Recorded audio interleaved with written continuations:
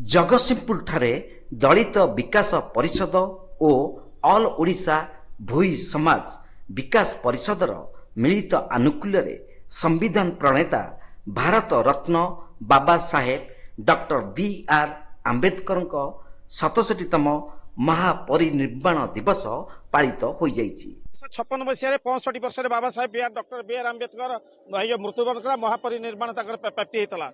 आज आम स्मरण करी आज आम पदयात्रा कर संस्कृति भवन आम जाए पहुंचबू से डॉक्टर बी.आर. आंबेडकर 67तम जन्म मृत्यु दिवस पालन करूँ। नहीं समाज को गोटे जिन भाईचारा जो भाईचारा समानता जो गुड़ाक 142 कोटी जो जनता बर्तमान भारत वर्ष जोड़ी होती से आम गोटे बड़ जिन कारण जो बाबा साहेब जो 2 वर्ष 11 मास 17 दिन लगे जो संविधान रचना करते संविधान बर्तमान भारत वर्ष में बर्तमान ये जो कहीं संविधान कहीं हाथ मारना कि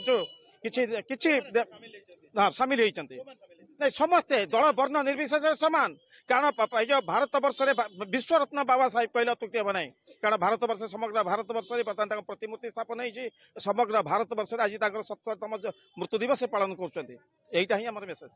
दलित विकास परिषदर सभापति शंकर दास नेतृत्व में शताधिक लोक एक शोभायात्रा सहर परिक्रमा करने सहित बाबा साहेब वार्ता प्रचार करथिले।